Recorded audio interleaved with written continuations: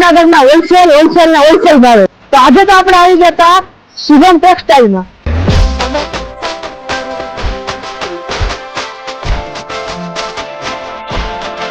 અહીં તમને bridal choli, ready to wear,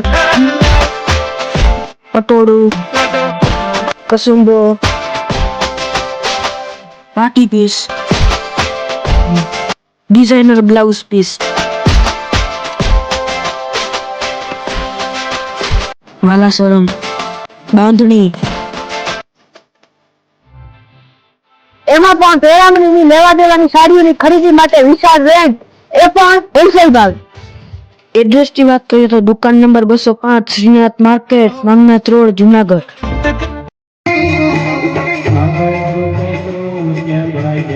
સાંપ્રત education and charitable trust Junagadh સંસ્થા ખાતે અતિ ગંભીર અનાથ દિવ્યાંગ બાળકો માટે છેલ્લા 16 વર્ષથી કાર્યરત છે. રામજી આપેલી વીટી નીચે આપે છે, માના ખોડામાં પડી અને વીટી જોતા જ ખબર પડી સંસ્થા ગઈ. દ્વારા આજ રોજ હનુમાન જયંતિ નિમિત્તે સુંદરકાંડના પાઠનું આયોજન કરેલ છે.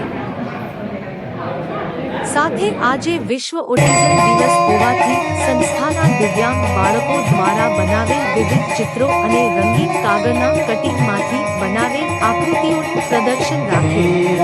તેમજ સંસ્થાના દિવ્યાંગ અનાથ બાળકો માટે દાતાઓના સહકારથી કોમ્પ્યુટર લેબ તૈયાર કરેલ છે, જેમનું ઉદ્ઘાટન જૂનાગઢ મહાનગરપાલિકાના કમિશનર તેજસ પરમારના હસ્તે થયું, જેથી બાળકોને કોમ્પ્યુટર પણ શીખવવામાં આવશે અને બાળકોમાં સતત વિકાસ થાય તેવા પ્રયત્ન કરેલ. આ તકે જૂનાગઢ કાઠી કન્યા છાત્રાલયના પ્રિન્સિપાલ અને જૂનાગઢ તથા જૂનાગઢની આજુબાજુના ગામના અલગ અલગ મહિલા મંડળોના બહેનો ખાસ ઉપસ્થિત રહેલ. આજે એક સાથે ત્રણ કાર્યક્રમને સફળ બનાવવા સંસ્થાના પ્રમુખ મહેન્દ્રભાઈ પરમાર તથા સ્ટાફે ભારે જહેમત ઉઠાવી હતી. પ્રભુ વચન કરત હનુમાના શરણાગત વત્સલ ભગવાના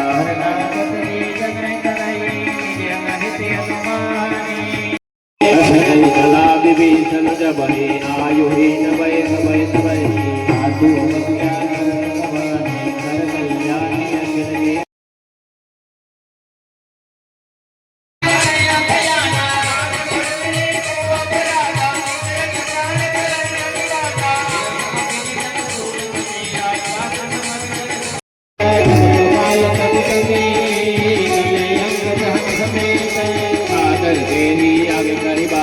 चले रहा रघुपति करुणा कर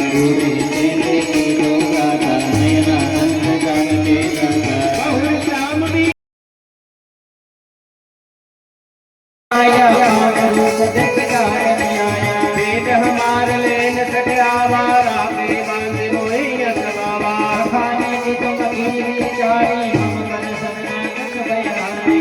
प्रभु वचन करत हनुमाना शरणागत वत्सल भगवाना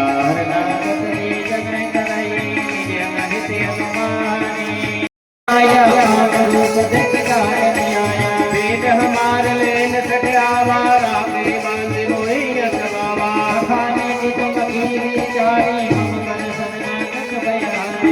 प्रभु वचन करत हनुमाना शरणागत वत्सल भगवाना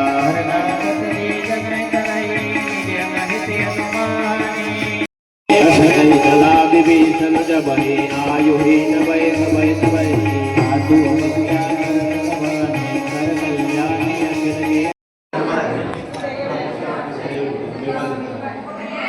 નાના બાળકો જેમ જેમ આગળ વધતા જાય એના શરીર પ્રમાણે અને વિકાસ થાય ને વ્યવહાર પાડી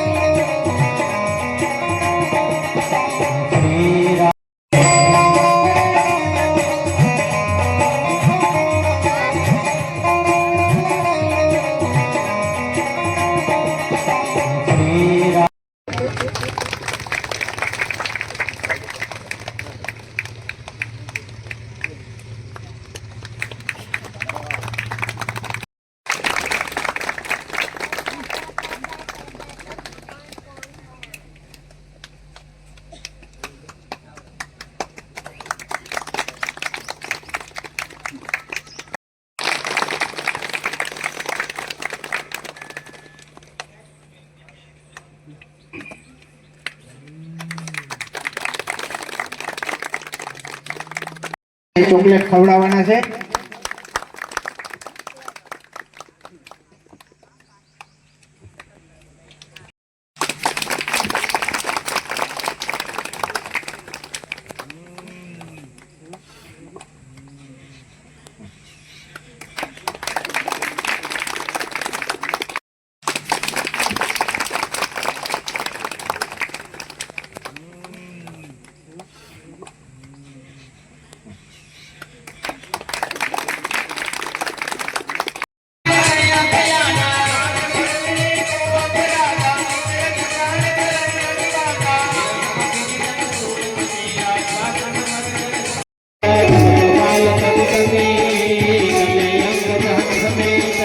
आदर देवी आगे करी बानर चले रहा रघुपति करुणा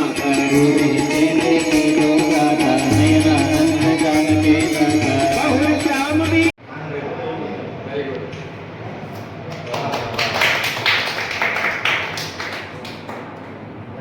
બીજે હોસ્પિટલની બધી જગ્યાએ એડમિટ આપવા જાય ને અનુભવ થઈ ગયો આ ચાલુ કરી જેલભાઈ મજા આવશે ને હવે હે સોરીને મજા આવશે ક્યાં છે સોરી ચાલુ કરી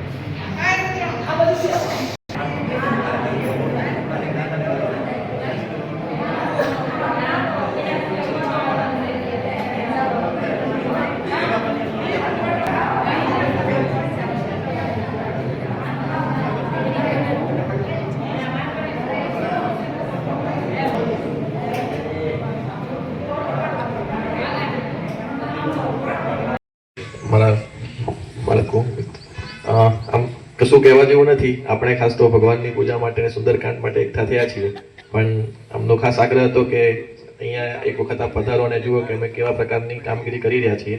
એટલે ખૂબ જ સરસ કામગીરી કરી રહ્યા છીએ.